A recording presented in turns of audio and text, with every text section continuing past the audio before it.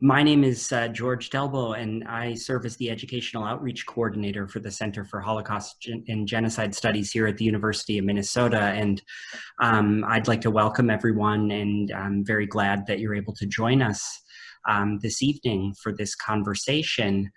It's my pleasure to introduce Alejandro Baer. Professor Baer is the Stephen C. Feinstein Chair and Director for the Center for Holocaust and Genocide Studies here at the university.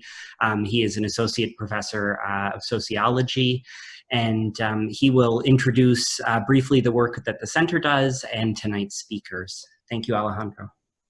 Well, thank you all, and welcome. I have the privilege to direct the Center for Holocaust and Genocide Studies at the University of Minnesota since 2012.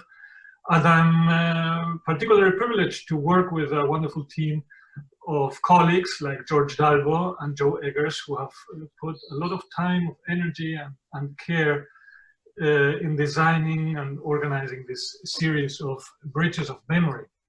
Bridges of Memory is one of the 5 projects that the College of Liberal Arts Engagement Hub.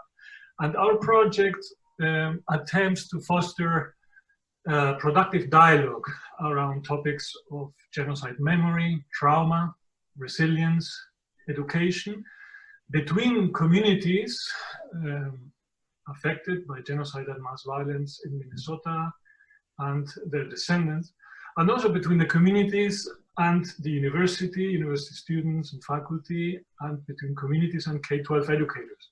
George will announce the upcoming community dialogues later. Tomorrow we have one, and over the next 2 weeks. I want to thank today's panelists, Joni Sussman, Ken Engel, and Demetrios, and I will introduce 2 of them briefly. Ken Engel's parents survived the Holocaust. He is a member of the Speakers Bureau of the Jewish Community Relations Council of Minnesota and the Dakotas, the JCRC Middle East Speakers Bureau, and other platforms as well. He's given hundreds of presentations about the Holocaust, his parents' experiences during World War II, Israel, Judaism, and related subjects. He has trained countless survivors, children and grandchildren of survivors, community activists, and lay members on how to effectively and comfortably share their individual stories with a wide range of audiences.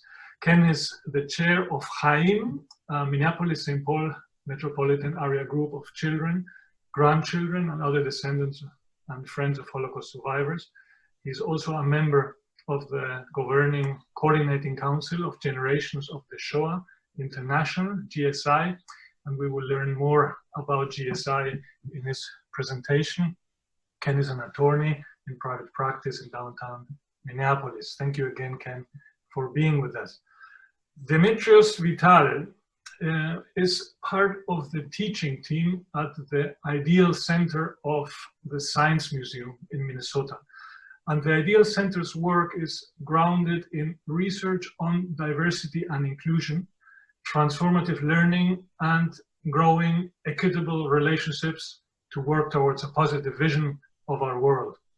In his current work at the Ideal Center, Demetrios brings this background forward by examining how we teach and learn in a post-Holocaust society, working to heal relationships and build a more equitable world.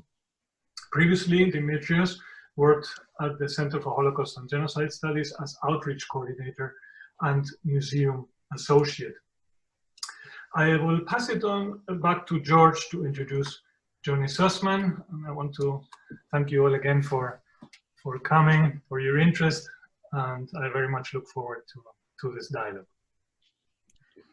Perfect. Thank you, Alejandro. And before we begin our conversation with Demetrios tonight, it's my pleasure to introduce Joni Sussman, who will speak about the work of the Jewish Community Relations Council of Minnesota and the Dakotas. Joni is a past president and chair of Holocaust education for the JCRC, and is herself a daughter of Holocaust survivors. So thank you so much for being with us, Joni. Thank you, George. It's a pleasure for me to be here representing the JCRC. As George said, I am a past president of the organization, which does a lot of work in Holocaust and Genocide Studies in education, working with teachers all over the Midwest and helping them with curriculum and other kinds of things. There are three main projects that JCRC is involved with in this particular context.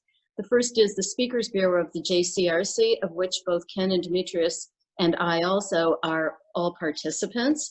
The JCRC has done over 350 speaking engagements this year on the subject of Holocaust and Genocide Studies, mainly people talking about their family experiences, the experiences of their parents and others. They talk about Judaism, anti-Semitism, Holocaust family testimonies, and also the Middle East Challenge for Peace. Another project of the JCRC is called Transfer of Memory, and this is a wonderful exhibit of over 80 photos and little biographies of Holocaust survivors and liberators from the state of Minnesota. It's a beautiful exhibit. It has traveled all over the country. It's reached about 60,000 people so far and has a full schedule for the rest of 2020 and also into 2021. Hopefully COVID will allow us to move forward with all of that. The third thing that I wanted to mention is a book called Witnesses to the Holocaust. This is a book that is a series of small memoirs, 2 to 4 pages of Minnesota Holocaust survivors and liberators that is given out free of charge to schools and educational institutions all over Minnesota and the Midwest, and is available to people who are listening in on this webinar as well. So again, thank you for kind of coming in tonight and joining us for this. I'm really looking forward to hearing both Ken and Demetrios, so thank you very much. Thank you so much, Joni. So just to give a little context on the schedule for tonight, I'm going to have a conversation with Demetrios about his experiences, and then we'll turn things over to Ken to offer a sort of response and also to share his work. And hopefully we'll have time towards the end for a brief Q&A with participants tonight. And so if, you know, at any point during the conversation, if a question comes to mind and you don't want to lose it, feel free to add it to the chat. And both Joe and I will kind of keep track of that and share those questions with both Demetrios and Ken at the close of tonight's presentation. And so with that, I think we're going to jump in. And so I have a series of questions for Demetrios, and maybe we'll start with the first one, which is, could you tell us a little bit about your family? Sure. Thank you, George. I want to start by just expressing a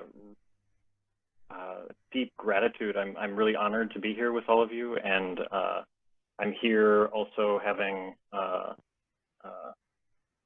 grown so much from working at the Center for Holocaust and Genocide Studies. So as I speak tonight from my perspective, I'm as always striving for integrity, but also try to just, you know, tell my story as my story, and feel and hope to express the gratitude and show how much, you know, all of these thoughts, all of the things I'm going to share are influenced by the work you do, the work Alejandro, all of and JCRC. And so yeah, so thank you. So you asked about my family, and one could answer that in a lot of different ways, but I'm thinking of answering it in terms of numbers in honor of my dad, Alav Shalom, who passed away. He was an accountant, so Victor Vital, he liked whenever I was at an event or told him a story of something I was at, he would always ask how many people were there, and that was very important to him consistently. And so I had to learn to estimate how many people are in a place or make up a number very quickly. And his second number was, or his second question was whether I would skeptically ask whether I was dressed appropriately. So in his honor, I'm hoping to hit both those points. So for my family, I'm married to Talia. We have 2 young kids. On Talia's side, she comes from a pretty sprawling Ashkenazi family. And my side, the Vital side, our Greek Jewish side, is a lot smaller. Currently alive here in the Twin Cities, I have a sister and a brother, a nephew and a niece, and cousins. We also have cousins in Arizona in the US, and in Sao Paulo, Brazil, Athens, Greece, and a more distant cousin in, I think, Tel Aviv, who I have not been in touch with, but only recently learned about. My parents, Aglaya and Victor Vital, have both died. They were both born in Patra, Greece, as well as, so were my sister and brother. They're alive. My dad was born in 1932. He and his family survived the Holocaust in Greece. They were in hiding. My mother became a Jew in her adulthood. She was born in 1939, and she did live through and remembers the Nazi occupation of Greece. Her parents actually hid a Jewish family, hid Jews from the Nazi military, and they came actually from the same Jewish community as my dad's family. Following World War II and the Holocaust, my family remained in Patra until the conditions, the kind of daily life, and it was a struggle to live in Greece during the Civil War. So it drove them to leave.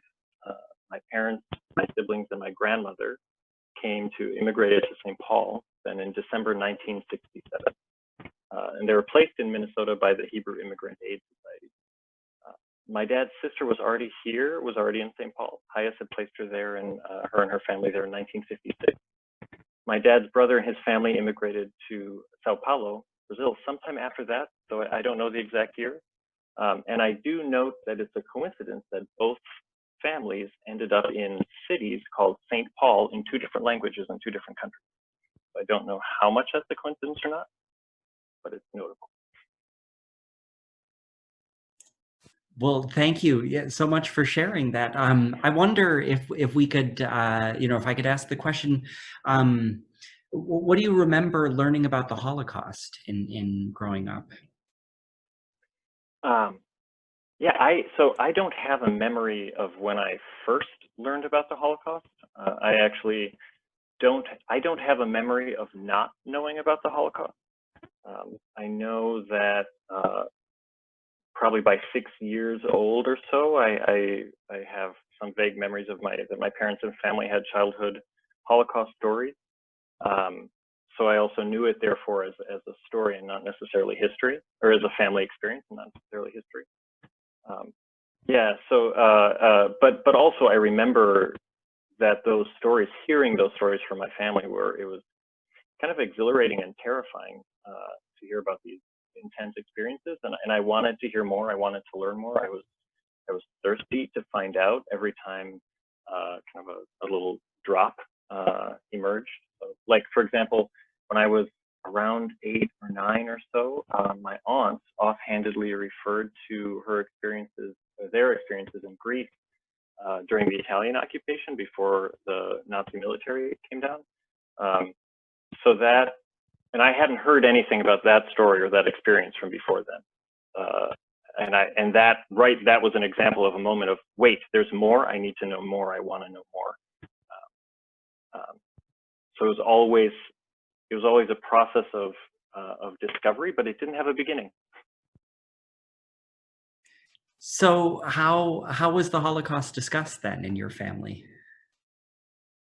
So fortunately, especially continuing from that story with my aunt, fortunately, in my memory at least, it was always a subject that was available to discuss. And I'm much younger than my siblings and a lot of other second-generation kids. So a lot of people have different experiences with that. And in fact, my brother told me that before I was a kid, my father spoke a lot less of the Holocaust, but our aunt and grandmother freely spoke about their experiences. So it doesn't seem to be something that was ever too strictly taboo in my family. By middle school, I remember, so we would have, family conversations, but I think the first time my dad spoke publicly about the Holocaust, I could be wrong, but I think that it was when I was in middle school and I asked him to come to speak to my class about his experiences. And I learned then that his paradigm of talking about the Shoah, and that paradigm lasted for the rest of his life. He would give a talk that lasted basically, for exactly 55 minutes, and it began with the history of the Holocaust in general, and then a history of the Holocaust in Greece. It would include lists of numbers. He had memorized how many Jews were killed or survived in various countries, and important dates. And only after that would he share his family's or our family stories. And he told me that he placed our family stories last. His goal was to communicate the magnitude of the Shoah, and numbers were helpful for how he thought about that. And he didn't think that his experience especially was important enough relative to the whole. So he kept it last.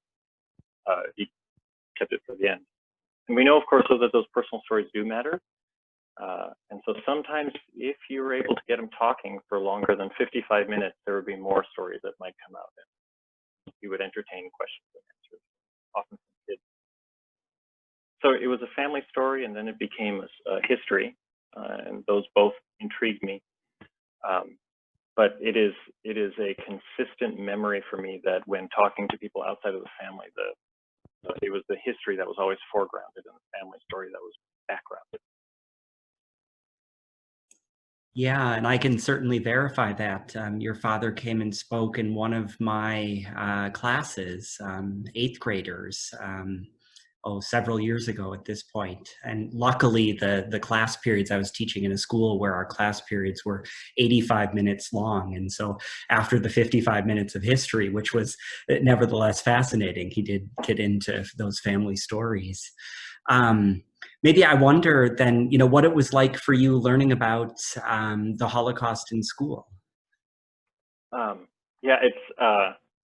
I actually kind of forgotten that he had been to your class, and so one of the things that in seeing the interplay between testimony and family experience in school and education and public context, he did tell me stories of 2 occasions, and this was not your class, of 2 occasions when the folks to whom he was speaking didn't actually want to sit through the history components, and they explicitly asked him, probably in polite language, but to skip those parts and go to the family stories. And he was angry. He was incensed by that, and he brought that up often to me. And it stuck in my head about how we talk about the Holocaust in public.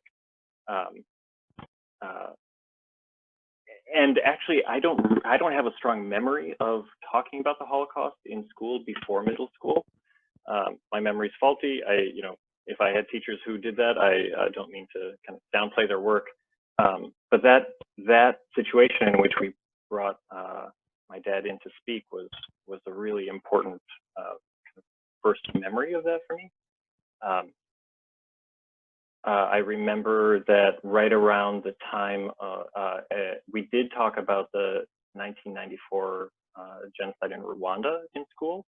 And so there was an explicit connection to the Holocaust there. And I personally, in class going on in school, I was never shy to discuss the subject. And I learned later that from peers that I think by 9th or 10th grade, I was told that I brought up genocide too often, that my peers were not comfortable. They weren't comfortable with the amount of times I talked about genocide. So I think for them, I was a downer, but from my perspective, it was important. So I wonder, kind of building on that, are there things that you wish that your teachers had talked about, or you wish that they had known about the Holocaust?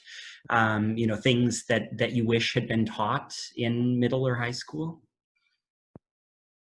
Yeah, there are things, and and in answering this, I don't, like I said earlier, I don't intend to disparage the education I received. And also, I'm 37, so I'm a lot older than kids in school right now. I didn't have the internet, and the learners today have a vastly different experience. And even though we're in a current moment following George Floyd's murder that feels like a lot of things are happening with respect to oppression in the world, this also, this moment is not actually new, and these systems have been in place. And that was not a connection that I had in school. There were there was enough of a separation between current events and what I was learning, at least in my mind and my experience, that I didn't realize that I could bridge them until later. And actually, one of the things that helped me learn that is when I was working at CHGS, and also when I was an undergrad and took classes from Stephen Feinstein,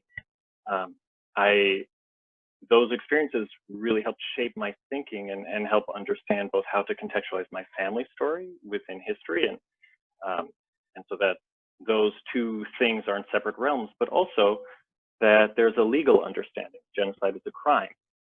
There's a sociological understanding of genocide as current and historical social phenomenon, and those were not things that I have a memory of having experienced earlier.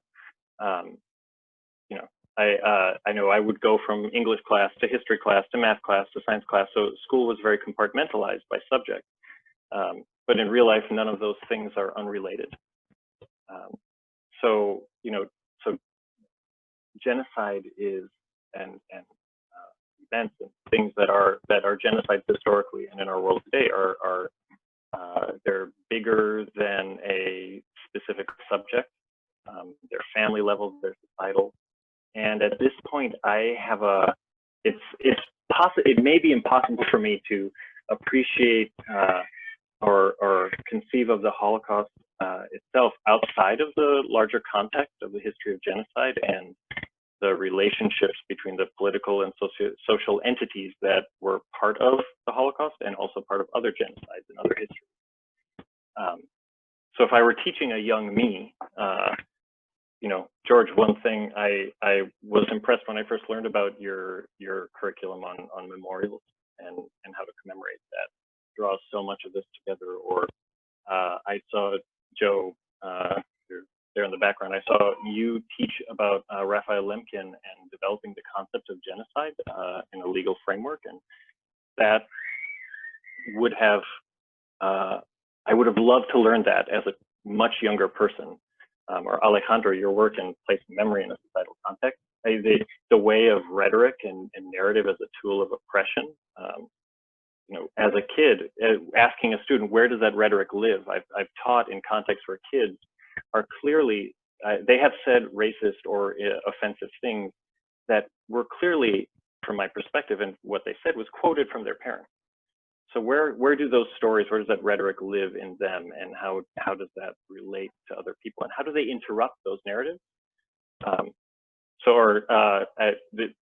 was thinking about the Center for Holocaust and Genocide Studies blog post by Wahutu on whether and how we on a large scale care about terrible things that happen in the world unless they're called genocide. And I've had recent conversations that make me particularly sensitive to and attuned to that question. People who have said, well, you know, the Holocaust, there were genocides that were much bigger than the Holocaust.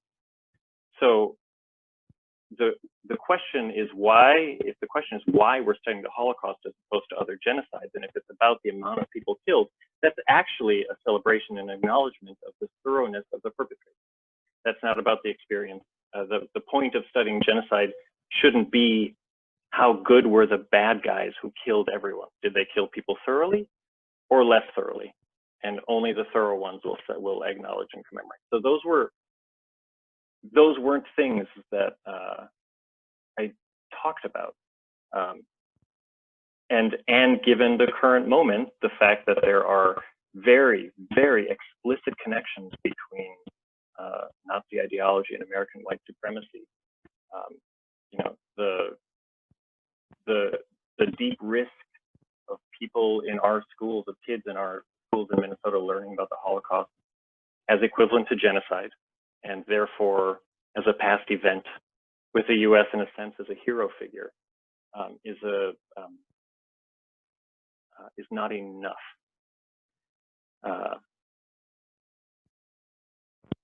I'll stop there. No, I really appreciate that. And I think, you know, with a background in education and now, you know, in educational research, especially around the Holocaust, I'm just fascinated to hear, you know, people's experiences, but then also their desires, you know, for what Holocaust and genocide education should be and could be, and absolutely, and unfortunately, I think remains still a niche area of study in a lot of schools at the K-12 level. So I guess the next question I have is, do you think that being the son of a Holocaust survivor has shaped your identity? And I imagine it has. And so in what ways? I think that, it's a fair assumption. But interestingly, I think that there are, I honestly, one of the first times that I realized how much it shaped me as an individual was the first time I was in talk therapy. Just kind of put that out there, that like the idea that there are difficult things that one needs to process that are connected to having parents who are survivors was something that was new to me at the time, and that was very beneficial of a perspective for me.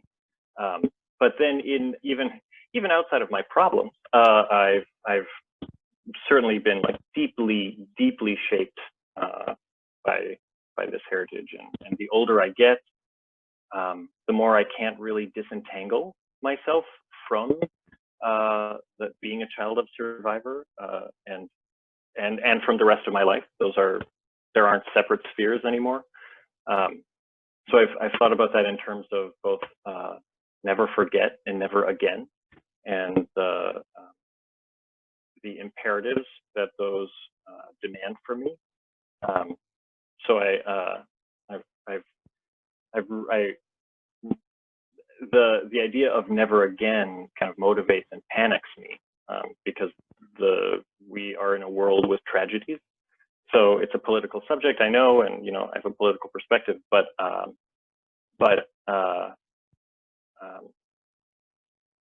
we're not done fixing the world, and never again is an imperative to participate in that. And so in my work at the Science Museum at the Ideal Center, it also motivates me there, never again. In our professional development, we facilitate people's learning and ability to work together and learn together across differences and learn about differences. And part of the direct connection to understanding how genocide, can you all still hear me? Great, okay. About how genocide operates and develops is about disrupting narratives and rhetoric that fuel othering and fuel dehumanizing. And also, in the Science Museum explicitly does this, but recognizing the role of science and race science in rationalizing genocide. And so I'm glad to be part of an institution, a science institution that has that as part of its work. And then on the other hand, never forget. Like I'm very involved in the Jewish community. I've especially in education, and before working at the Science Museum and before working at CHGS, I worked at Beth Jacob congregation as a director of education. And in that context, it was really important. This became increasingly important to me, but our driving educational philosophy was inspired by the Reggio Emilia approach of early childhood education. That's explicitly post-World War II. It's one of the goals of that is to develop holistic children that will grow into citizens who will not vote in a fascist government, as has happened many times. So that, what can we do educationally to help the world is part of where both never forget and never again come together for me. And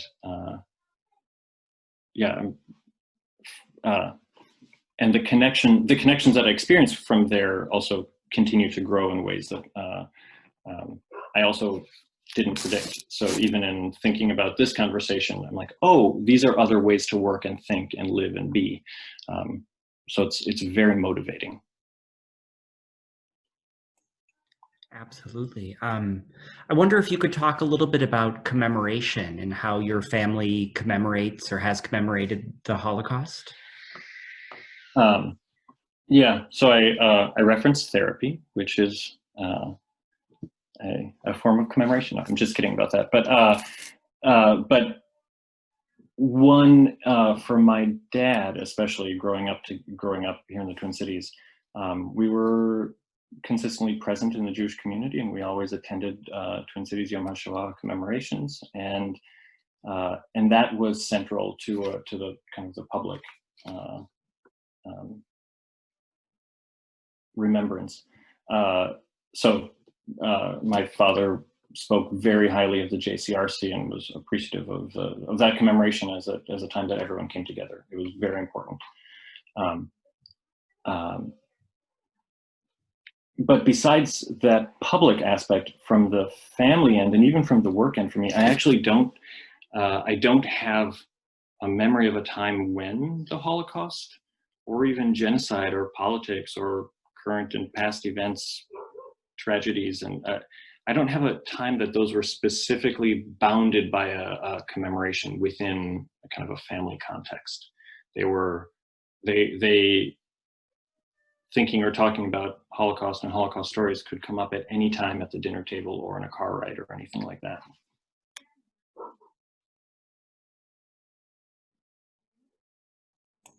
I wonder if you could speak a little bit about, now that you're a father and you know, with a family of your own, and how you keep the memory of the Holocaust alive with your own family.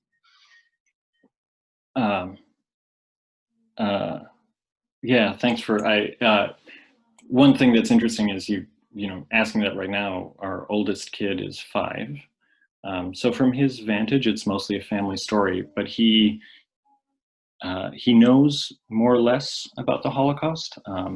He's learned stories or aspects of the Holocaust, both through us at home, as well as in other Jewish community learning contexts.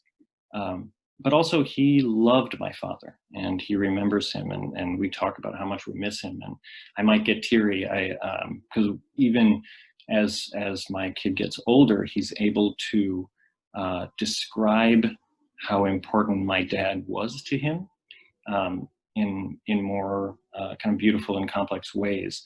And so being able to kind of take that memory forward to how we do and live is something that's really important to my kind of parenting attempts. So and because he's 5, he's of course, as we all are, he's still developing, and so I'm still learning. I'm learning from him about his understanding, like how does he understand the span of history? He's into paleontological subjects, but he also has learned about the Passover Seder and a story of Jews being slaves, and therefore being obligated to liberate others. That span of millions of years from those two stories is that's not a span of millions of years for a younger kid. And so I've heard him say things that kind of mix those up. And then also the fact that he's learning, he knows that people have killed Jews in recent history in the Holocaust for these things. So I'm still learning from him the degree to which he understands the difference in testimony versus tradition versus history, and working with him on those distinctions. Because as our family, it's our family's work to help him and our younger daughter understand that there is never forget and never again. And that's part of every moment of our lives. So George Floyd was murdered a few blocks away from where we live. And our my 5-year-old son is learning about racism in our laws and racist acts. And and he's connected the history of the Passover story of slavery to the Holocaust to today, in particular because we've talked to him, and one of the angles that I'm really hoping that is learnable even at his young age is what it means to be in a society in which there are not fair laws, in which the systems and stories are not fair. And that we can make things more fair if we work on it, so that we have to stop harm, we have to stop the unfair laws, we have to create justice. And so we also are working really hard to complicate something that I think is a deep problem in and actually in kids learning and kids literature, and that's actually sort of connects to the earlier question of my school experience of the Holocaust is that we don't live in a world with simple superheroes and supervillains and good and bad guys, and the bad guys get put away, and then the world is better and it's cleaned up. Because I live in a world in which I am part of a society with unfair laws. And I'm neither a superhero nor a supervillain. And so that the understanding of the fact that good people hurt other people when they don't know it because they think they're following the law is one of the complexities and the nuances that is crucial to understand. And so the fact that, you know, so many kids' books are about defeating the bad guy. Even video games with Nazis he's not playing them, but growing up, video games with Nazis as the villain that you kill and then you're done with the game. That's not the world we live in. So we've worked with him on what it means to teach bad guys to be good in stories, and so we'll interrupt stories or books as we're reading them, and he'll sometimes talk to the characters, talk to a bad guy, and talk about teaching the bad guy to be good. And so from my end, what I'm hoping is that this is an aspect of learning restorative justice, learning healing. And I'm hoping that I'm hoping to increasingly understand what he knows, what he has heard about it, and then learn from him about healing and about restorative justice as he understands it from his generation.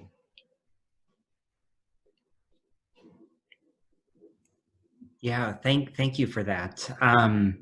I suppose I just have one more question, and you've touched on so much already, and so I hesitate to ask this, but I'll ask it anyway if maybe you have some concluding thoughts. Just if there's anything you would want people to know about the Holocaust or about your experience that we haven't touched on so far.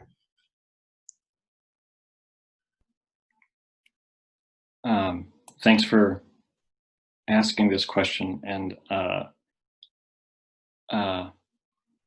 don't know because it's so big. There are so many things. What I will share then in this moment, rather than there's no simple or one thing, in the same way that we're trying to teach my kid that we're not in a world with simple realities. So what does it mean to kind of teach really depressing things and understand really depressing things about the world we live in, but also feel motivated and hopeful out of that? That's something I want to learn more about because it's hard. But the idea that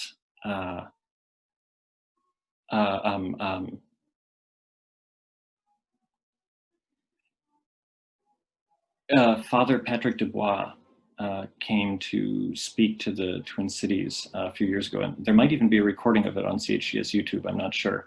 I can't remember exactly, but he talked, one of the things that I asked him, and it was very important, is that I asked him about, so he talked to, he had a lot of interviews with people who either remember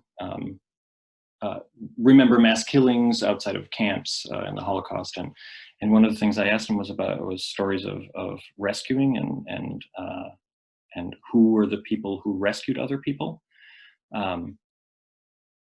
That's one of the things that was also not necessarily there for my schooling's angle, but it was also clearly present.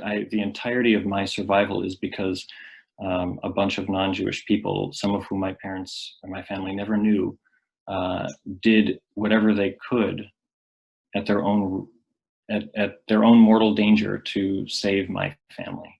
And then on the flip side, on my mom's side, they also did what they could to save other families. So the stories of the Holocaust that we learn about are in part possible because other people helped and saved us. And that's something that is something that we can still do both in terrible times and also in good times to help each other. And so learning more about that and ways, what that entails for ways of being for us, is a really, is I think where I'll leave it for that question. Yeah, no, I think that's a perfect place to end, and I really appreciate that. And I know there's so much we could continue to talk about. And so, Demetrios, I really appreciate you sharing your experiences and some of your thoughts with us. And yeah, just so grateful. And maybe at this point we could turn it over to Ken and hear a little bit about his work. Thank you, George. Thank you, everyone, for being here. Demetrios actually touched on a number of very interesting points, I believe. And one of the things that he presented was his life growing up as a 2G, a younger 2G, but as a 2G, described one area or one type of growing up for 2Gs. And by the term 2G, I mean second generation, and a second generation is a child of a Shoah survivor. He grew up in a home where the Shoah was discussed, where I wouldn't say it's ever present, but it certainly was there and available. And people didn't shy away from talking about it. And that's very different for a lot of 2Gs. A lot of 2Gs grew up in homes where the Shoah was not a subject for conversation for any variety of reasons.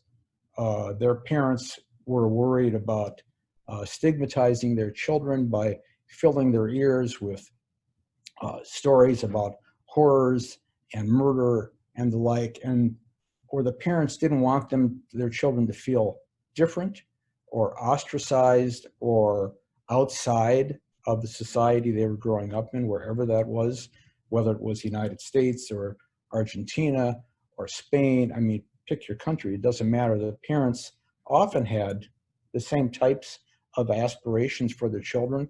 And a lot of parents were essentially trying to protect their children by hiding their history from them or not discussing it. And sometimes that was also done because the parents weren't comfortable alone about being survivors. It's a relatively old concept now about survivor guilt. It arose long before the Shoah. So in a lot of households where 2Gs were, they didn't know anything about their family history, or there would be very limited discussion within their earshot. And I think Demetrios really has a lot of advantages from hearing about those family stories, about the history that his dad was so insistent sometimes on making sure that his audiences, whomever those audiences were, knew not just a family story, but knew the history of the Shoah, at least in a generalized, summarized way. So I think that's Demetrios' concept about he has no memory of when he first learned about the Shoah. There wasn't a beginning. It was always a subject that was available to him. Now, some people might say, well, how terrible to be exposed to all that, because just think of how you view the world from a relatively early age based on that. But other people might say, just consider the idea that you don't have the information about your past. And of course, if you don't have information about your past, it tends to get in the way of where you might be going. But not having that background, what happens often, especially if you have tidbits of information that get dropped, or you overhear other survivors talking about what they went through, your imagination takes over. And our imaginations are very, very powerful, and they love not just to fill in gaps, but they love to expand and almost expound on what you don't know. And I like to err on the side of information and fact in this type of situation, rather than relying on information, on imagination. That's essential for coming up with different approaches on how to understand things. So I think Demetrios' history growing up is really one, I believe he's very lucky to have grown up that way, to grow up around a family where being a survivor was not a negative, was not something that pigeonholed you or even labeled you as an undesirable. It sounds like it was a very, very healthy history growing up. And I think that's really important.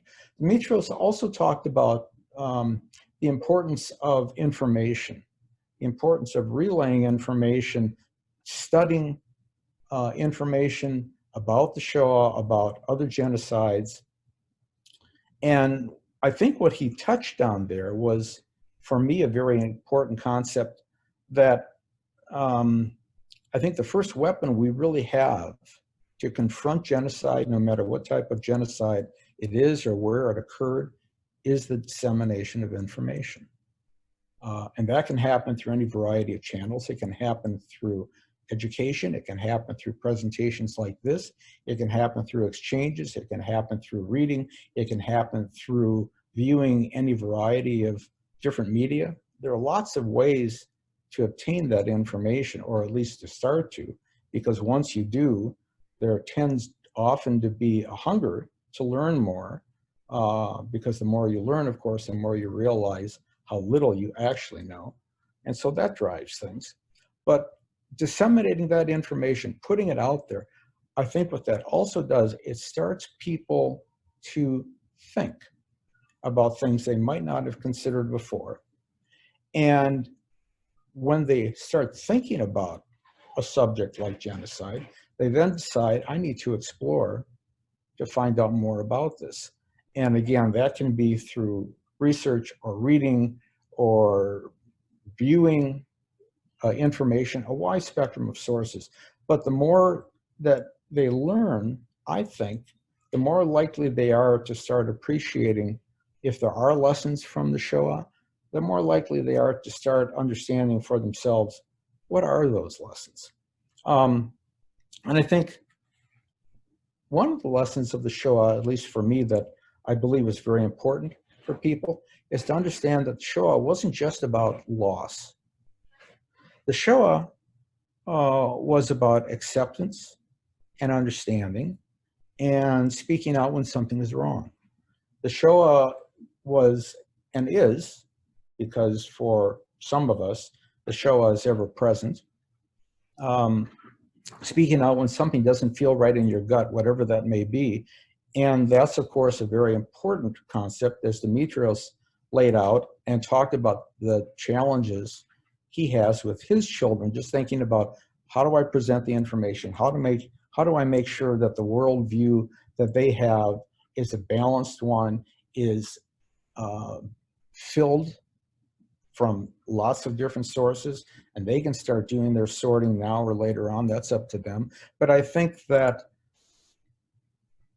passing along the information, especially to your own children or children that you know, I think that's extremely important, because what we're talking about is passing information to the future. And there's something else about that conveyance of information that, as I think the first weapon we have to confront and to blunt genocide, and I'm not trying to be naive, but we have to start somewhere, is that one of the ways that you do that is that you become part of something kind. And it's real easy for us to forget about the importance of everyday kindness and respect, but it's extremely important, I believe, because that perspective not just may imbue you with a certain amount of gratitude for who you are, where you've come from, where you're going, what you're doing with your life, but it also generates an appreciation, a different kind of gratitude, a gratitude, here you are, and that gratitude imposes all by itself, I believe, a responsibility.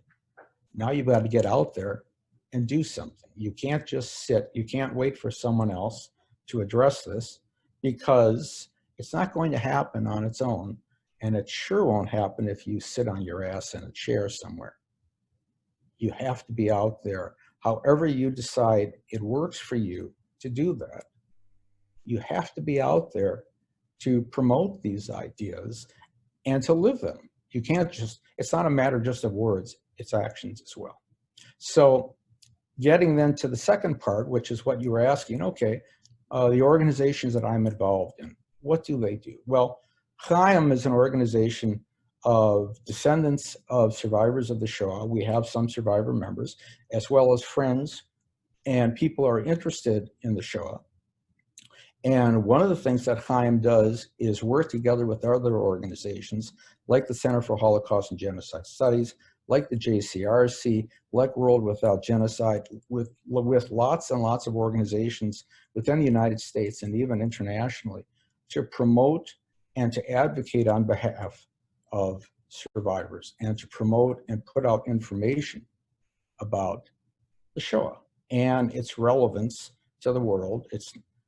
It's a unique genocide, but unfortunately, it's not unique in terms of the result to human beings, that people were and are identified as being different by somebody else, and that difference ends up costing them their lives. So we work on promoting presentations, programs, etc., with other organizations, people being also members of speakers bureaus, to also another way to get out information. We try basically, the way we see it, our legacy from our parents or grandparents or even great-grandparents. We have 4Gs as well, and there's also a 3G organization in the Twin Cities that's doing things somewhat in parallel. We recognize we're really fulfilling what our parents, in some cases, could start to do, and in other cases, they couldn't. That's a legacy, that's a responsibility, and we each approach it in different ways, but that's, I believe, very important. Generations of the Shoah International, the other organization that Alejandro was kind enough to mention, we happen to be the world's largest Holocaust family organization. We have more than 25,000 members. We are completely an ad hoc group. We have a governing, call it a board of directors, a governing board that we call a coordinating council of 14 people, 13 in the United States, 1 in Australia. And we work similarly to what CHAIM does, but we do it, I think, on a different platform. And that is, we're more dedicated toward advocating for survivors' interests. We work with other organizations. We help put on annual programs, such as with the World Federation of Jewish Child Survivors of the Holocaust and their descendants, to put on programs to further educate, to further put out more programs, to help train descendants as well as survivors on how they can present their stories, how they can talk more effectively about the Shoah, how it's affected them, what the lessons for them are, what people can do to try to address this. Respectfully, I don't agree with Demetrios' reliance on never again. Unfortunately, evolution has equipped us, I believe, to do extremely well on repeating these events. We as a species seem to get better at them, more effective, more technologically advanced, but the same hatreds operate. And will they ever go away? I'd like to think so, but that's also going to require a different type of advancement by human beings. And I will love to see that happen. I don't know that I'm going to be around when the day comes when it does.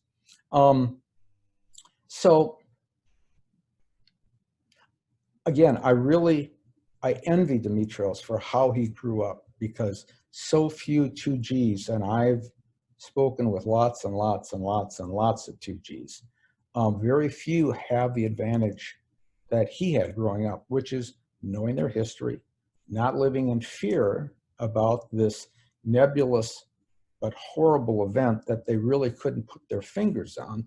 They just heard a little bit, or even in some cases, nothing at all growing up. They only started having that information start to come in from different sources later on, or there was a dropped word at some family gathering, maybe a Seder, maybe a Thanksgiving meal, whatever it might have been. Somebody mentioned, oh, and this is touched on in a number of books, where, oh, you look just like your great-grandfather. And of course, if in many cases you never knew who your family members were, you never saw them, they were long gone before you came in existence, that starts to generate questions. And sometimes it's really, really difficult to have to face the implications of those questions. You mean I'm a daughter of slaves? I'm a son of people who were targeted for annihilation, which is why we use the word Shoah, which is the Hebrew word for annihilation. I was part of a group of people targeted for annihilation just because of their religion. Does that make any sense? Well, you get to explore that once you start being curious about it. So I just think Demetrios is in a wonderful position, and I think his children have the advantage of their dad's experience, and I believe that they're going to build mightily on it, and he's going to have a great deal of nachas from his children in terms of where they go in the world and what they do with this. And the hope is that we try to make the world better. The world may resist that. Welcome to the world.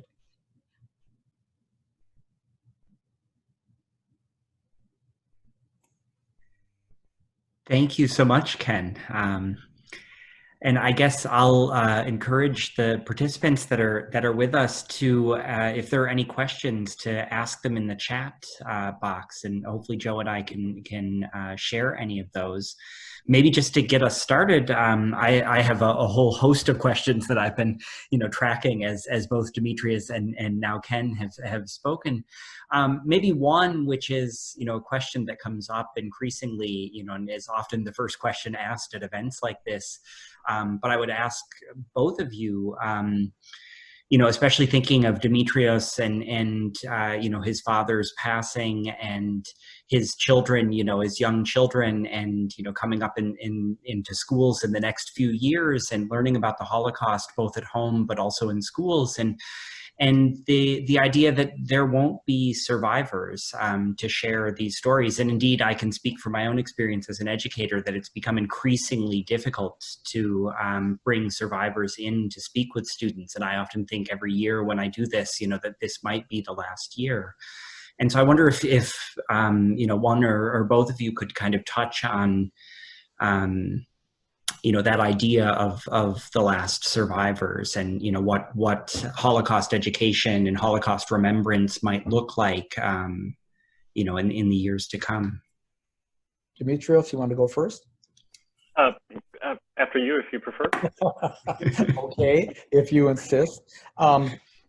That's part of the challenge and the responsibility. Of course, we're all going to die at one point or another. It's painful to see the survivors decreasing in number each day. It's a testament in many cases how long survivors do survive into their 90s and 100s. It's pretty amazing, especially given the wide spectrum of experiences that they've gone through. Not everybody was in Auschwitz. Not everybody was in hiding. Not everyone was a partisan, but that's part of the history. And so I think that fact, number one, gives all of us pause. Like, how do we tell the story when the survivors aren't here?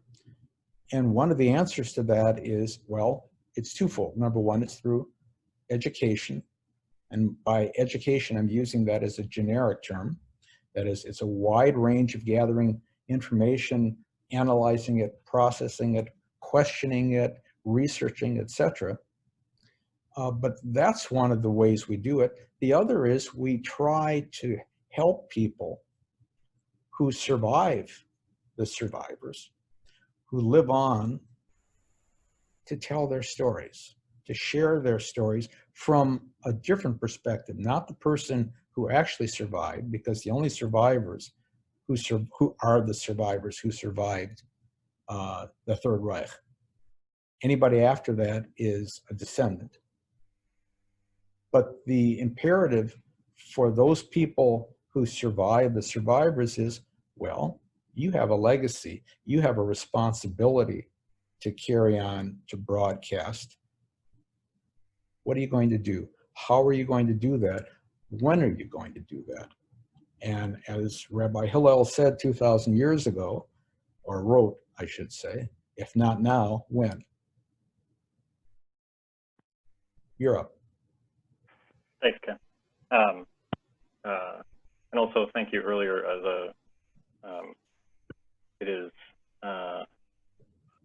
There's never a bad time to be reminded of and for gratitude.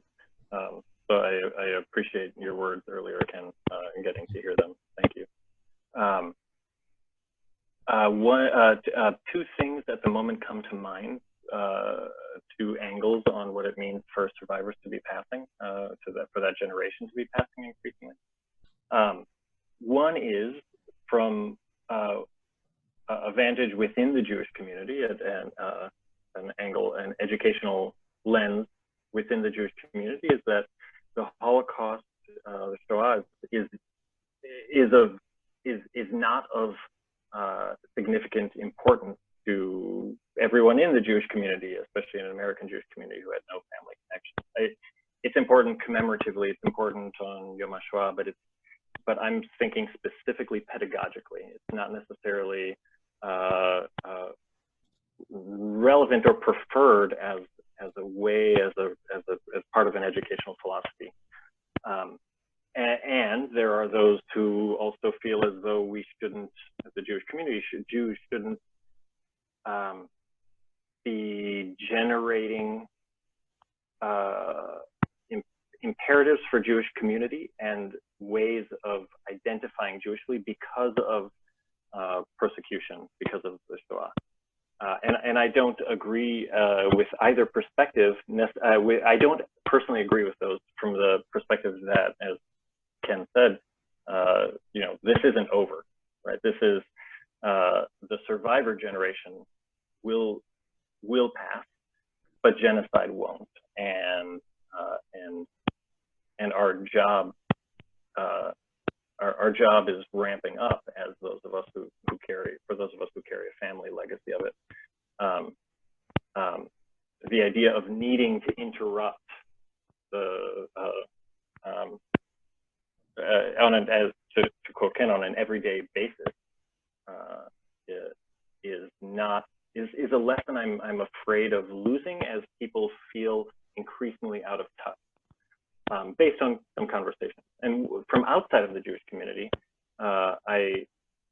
is something that sort of connected with some of my responses earlier. Is I have talked directly with I'm citing I'm quoting conversations with some young people who have deeply questioned why the Holocaust, as opposed to other genocides, would be part of their education. And I don't intend here to engage in that. It's not that I'm debating the question of the merits of learning the Holocaust versus genocide, however, but the more remote that the Holocaust is as a lived experience, the less of a story it will be for people to retell, including students who are hearing it and learning it. The Holocaust from a speaker versus the Holocaust from a textbook have vastly different valences, and the experience of learning something in conversation versus the experience of learning something through other educational modes is it's a loss for that to be, when that will be lost. Let me echo something that you said between the lines, at least. You made a reference to essentially the Shoah isn't just for Jews or about Jews. Two of the greatest modern Shoah historians, Christopher Browning and Timothy Snyder, Browning at the University of North Carolina, Snyder at Yale University, neither one of them is Jewish. Yet they have devoted themselves to the study of this area in different ways. They've come up with some wonderful approaches. You mentioned Father Patrick Dubois. He and his team did the first serious research in the killing zone, in the killings that took place between 1940 and 43 in the bloodlands, as Snyder referred to them.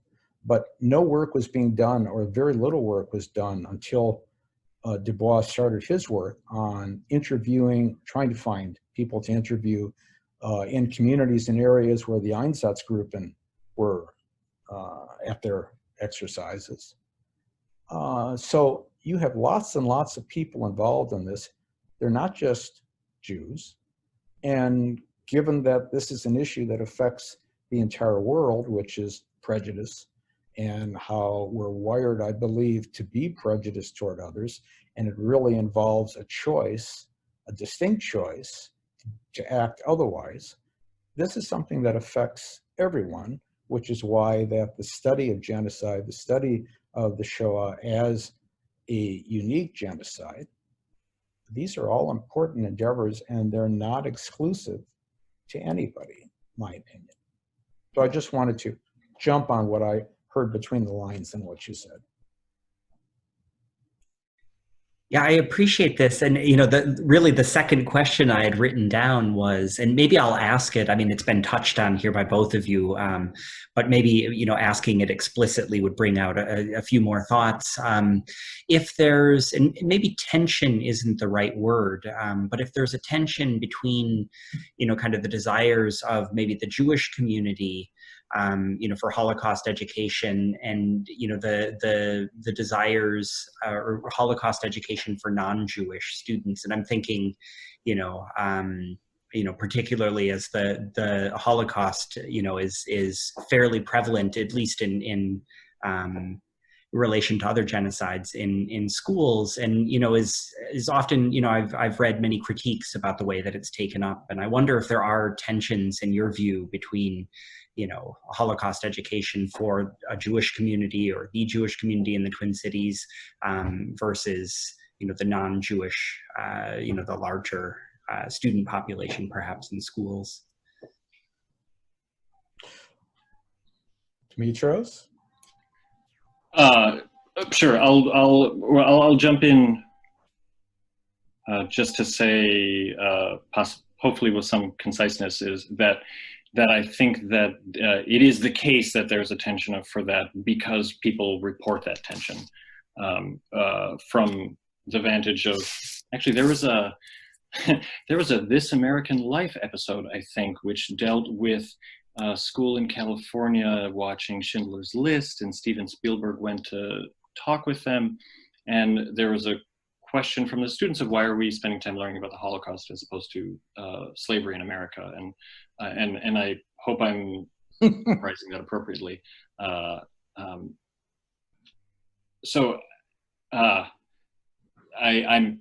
This is to recognize the fact that in a public school context, there is for sure a question of how does one spend a specific amount of time, the limited amount of time available on any given subject.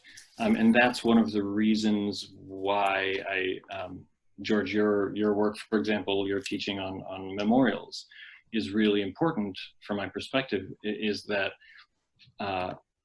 the idea that commemorating the Holocaust for a kid who's not Jewish and has no connection to it, it is appropriate to interrogate the commemoration thereof and understand what it means to commemorate the Holocaust and then it is appropriate, I believe, to then ask the question of their society, why aren't we commemorating something that happened to me in my family? Or why aren't we commemorating something that happened to my neighbor's family?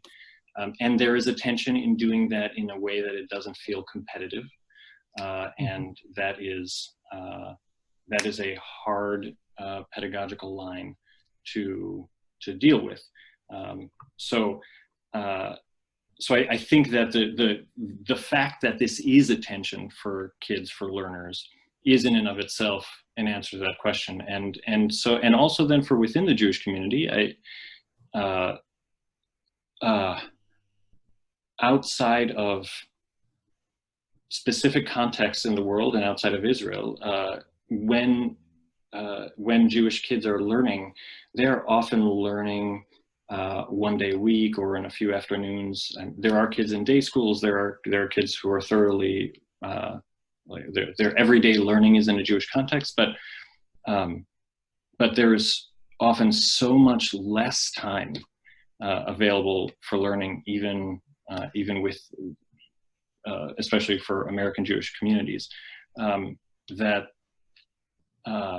is also a tension, and that's part of why the Jewish educator I mentioned earlier was asking the question of, oh, do we have to teach about the Holocaust again? We know that people feel this tension,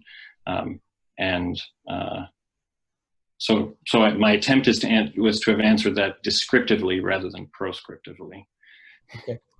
Before Ken, sorry, I hate to cut you off, Ken. I certainly want to hear what you have to say. I just want to, ask the audience if there are any questions.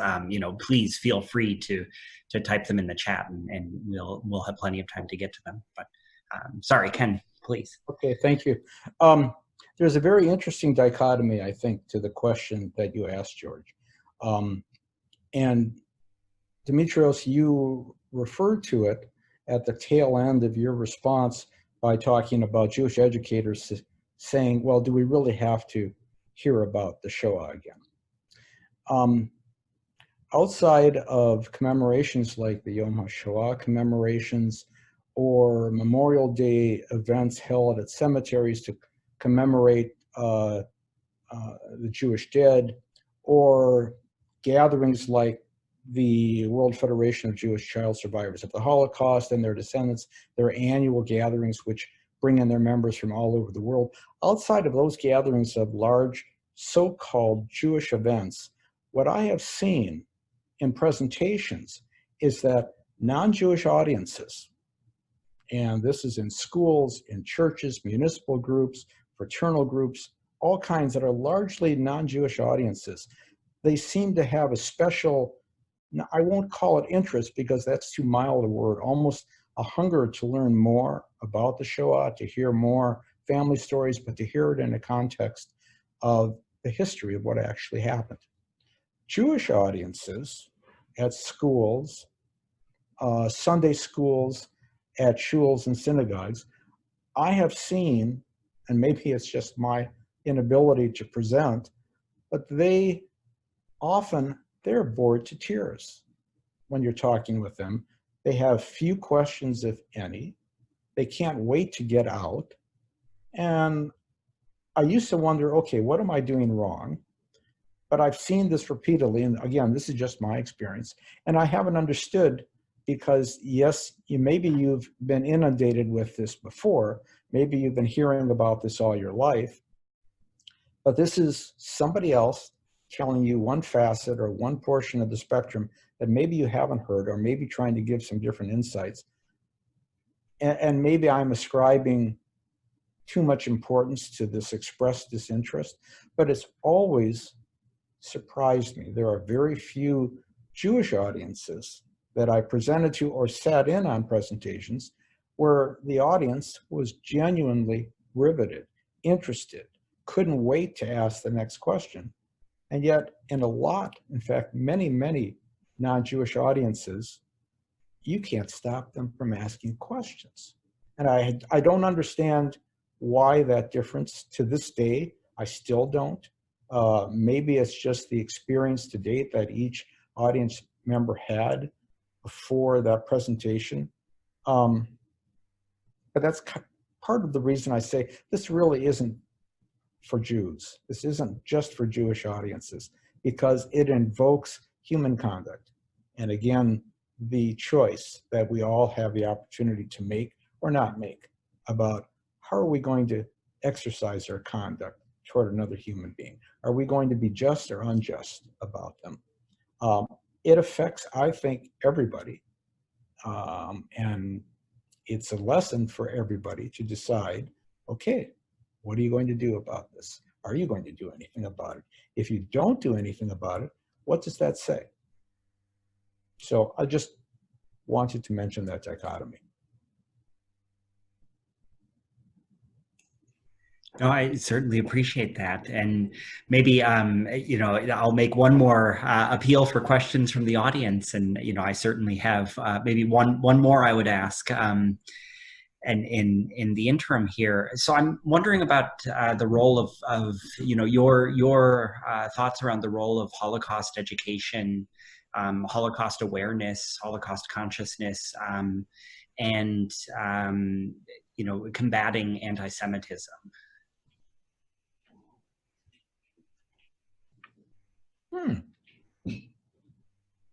Well, Demetrios, shall I jump in this time? Got it. Thank you. I mentioned earlier that I thought it's important not to equate the Shoah only with loss. There's much more to it.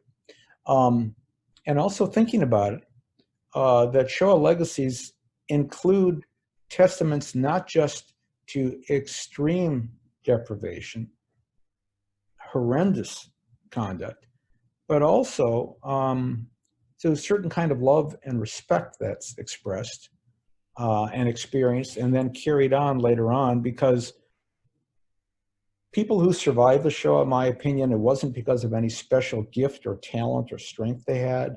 Our dad, who survived as a slave laborer for 4.5 years and then spent the last 3.5 months of the war in Mauthausen, which was a death camp in northeastern Austria, used to say publicly that, and we did 3 presentations together, which were really special, because I give the history and he give the stories. And of course, the audience, especially given how charming he was and remains to this day, even though he's not here, they wanted to hear the stories, which was great. He would say publicly, the Shoah, the only reason that anyone survived in the Shoah was luck, nothing else. No other factor that anybody had, no connections, no privileged position guaranteed anybody's survival. He said it was pure dumb luck. But privately, and this was real interesting, especially the last 3 years of his life. We lost him, unfortunately, a little over 10 years ago now. He said the key to survival in the Shoah, the one factor that gave you any kind of possible advantage, was to have a buddy, was to have somebody that you could rely on. You had their back, they had yours, you shared resources. And for those that know the Shoah, they know the word resources has a great deal of resonance, both figuratively as well as literally. You had somebody that was there for you. 4 arms were better than 2. 4 legs were better than 2. 4 eyes were better than 2. And he said that was the real secret from his experience, given what he saw, about how anybody might survive. And so that idea of a buddy, that is, we're talking about a communal effort now. We're talking about people working together. We're not going to be able to dissuade those folks who share the idea that Hitler espoused in Mein Kampf, which he got from American history, about how effective we were in dealing with our minorities, both Native Americans and Blacks. He took that as part of his groundwork for how he believed the Germans should operate. You're not going to dissuade those folks who believe that it's a belief, and beliefs are pretty difficult to displace a belief by information or fact. They're different worlds altogether. But for those who think about wherever they got the idea about Jews being different, being inferior because they're Jews, inferior genetic stock, something's wrong, or jealousy that propels it, whatever the matter may be, putting out this information about how people, some people, only 1/3 out of the Jews of Europe who survived, some people were able to do so. And they didn't do it necessarily by clawing over each other's backs and taking advantage of one another.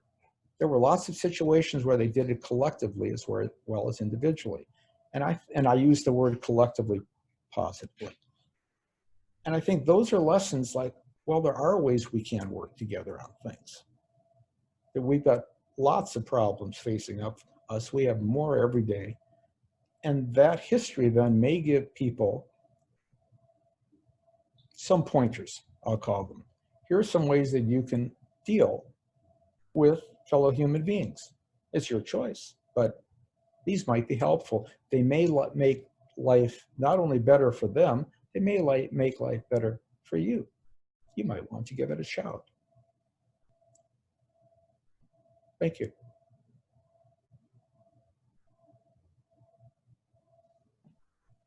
George, was your question about, it was about combating anti-Semitism?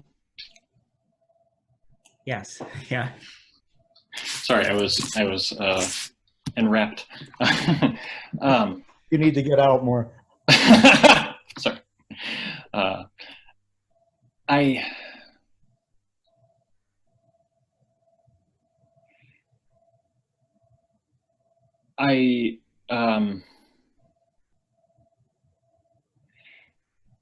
I don't know about Holocaust education specifically with respect to combating anti-Semitism.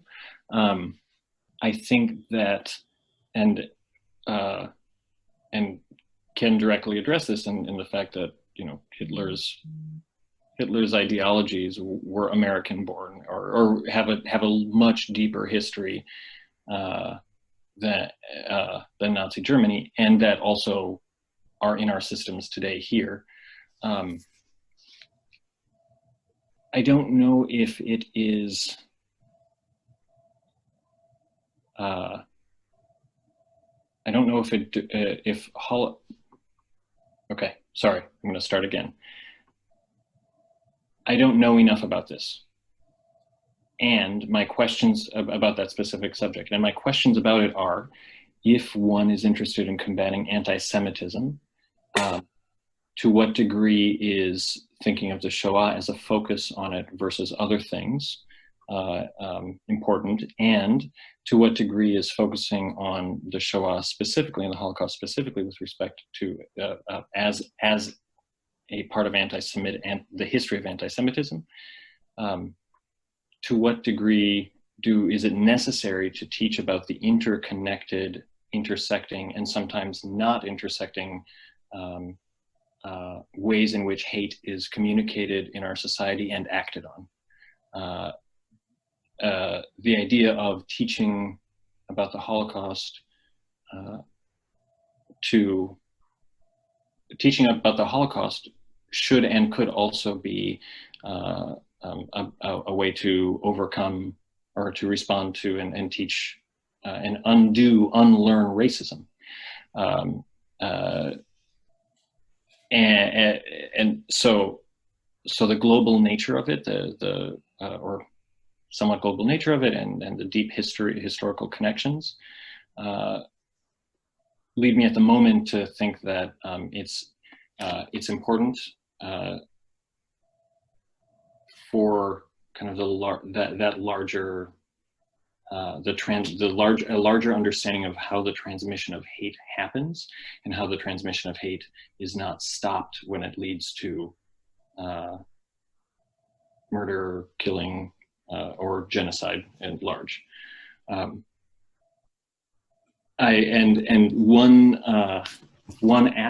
thought that is also was a paradigm shift for me in the moment with respect to this is when Father Dubois spoke at Bethel.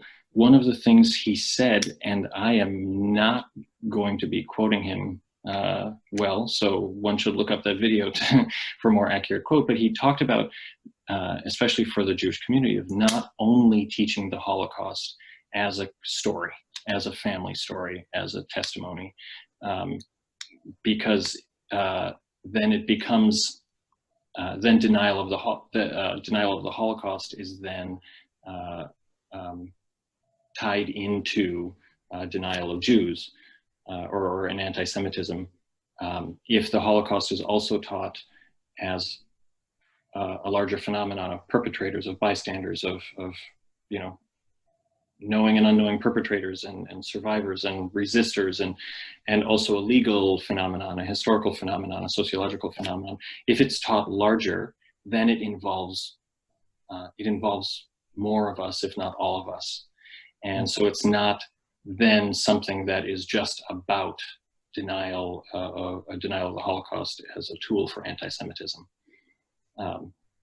So that is hopefully relevant to your question. Very much so.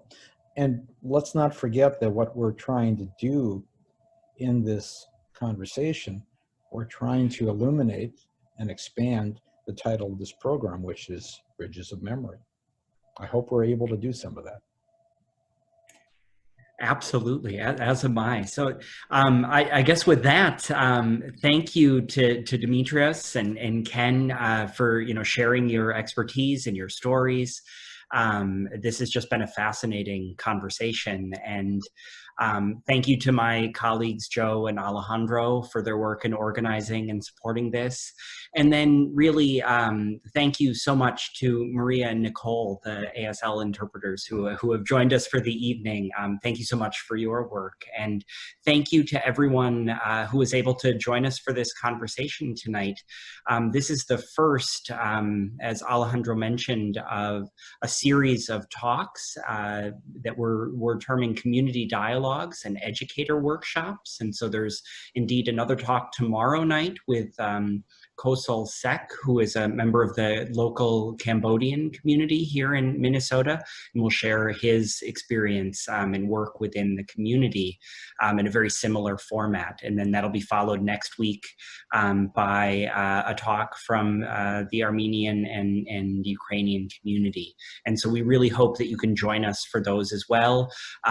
There will be 2 educator workshops specifically looking at how do we take some of these conversations and think about them in the classroom. And so those will be the following week. And all of this can be found, as well as all of the resources that Demetrios so graciously mentioned, can be found on the website for the Center for Holocaust and Genocide Studies.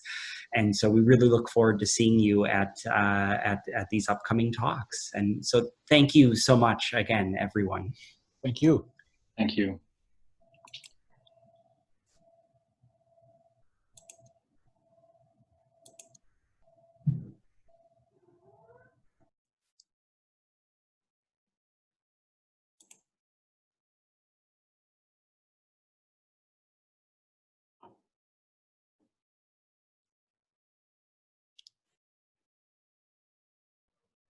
I just realized I was muted. Thank you to all of you.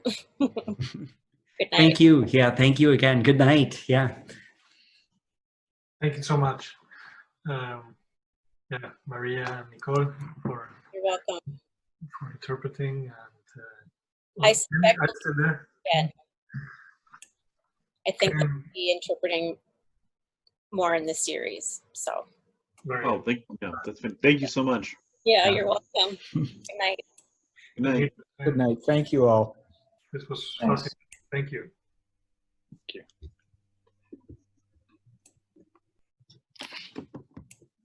George, Joe, thanks. Yeah, absolutely. Yeah, thank you again, all of you. Yeah, this is a great, really strong start to this series, and so we're so excited. Yeah. Yeah, Demetrios. Hello, I'm still here. Sorry. No, thanks. I think this was very well. It's very interesting. So. Yeah,